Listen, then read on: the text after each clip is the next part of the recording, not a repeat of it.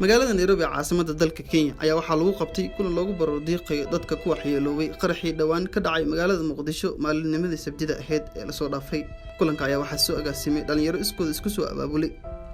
Walaalaha FC waxay ka mid yihiin dhalinta Soomaaliyeed ee ku nool dalka Kenya gaar ahaan caasimada Nairobi. Waxay si qeyro badan oo Soomaalinimo kaga hadleen dareenkooda ku aadan sida ay uga xun yihiin walaalahooda Soomaaliyeed ee lagu gumaaday caasimada dalka Soomaaliya ee Muqdisho iyagoo ka hadlayna waxay yiraahdeen kansalkii hore ee xaafadda Isli North waxaan meeshan keenay ama ka soo jeedo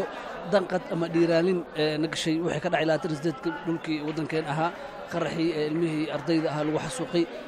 waxa maanta halkan ku sugan sportka xaafadda sports dhan oo wada taagan yihiin leeyihiin dhamaantood ay la jiraan ay leeyihiin waan ka xunnahay waxa ay taagan dhamaantood waxa shacabkii ku loona xaafadda Isli waxay leeyihiin inaan soo baxno oo aan dhiiran gelino youthka ahaa qaraxyada iska dhacay mar walba ee ka jira dhulkeena hooyo waxaan u wicimatalayaan xaafadan waxay leeyihiin youthka iyo dhalinyarta marka wadankeena waxa leenahay walaalayaal dhalinyarta youthka waxa u baahannahay isbedel xag amniga security ah marka wax hadda soo haray aan leenahay in aan u duceeyno ama inta dhimatay raaxaysto aan duceeyno u jirno inta nool soo hartana naxariis reeb aan warsano ilaahay caafimaad degdeg inta dhaawac gaarsiiyo waxaan inta ugu maaday in aan u tacsiyo ummadda Soomaaliyeed oo magaalada Soomaaliya ku geeriyooday waxaana ka xumaaday aad iyo aad qarax meesha ka dhacay waxaan dhahaa intii dhimatay ilaahay naxariis intii dhaawacna ilaahay caafiyo soo jeedaanba walaalaha FC garoonka ee maanta ku balansiin ku ciyaaraan koox kale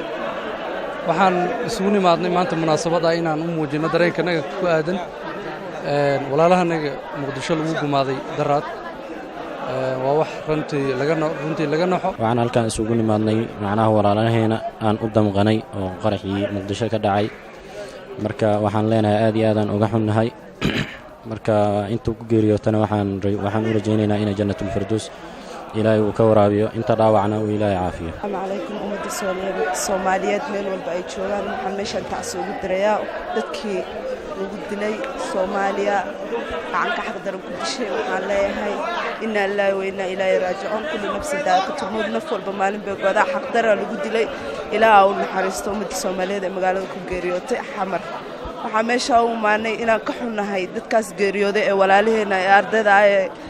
jaamacadda dhiganaysay iyo intii meesha ku geeriyootay waxaan leeyahay ilaahay idin wada naxariisto. Sakariya Sabriye,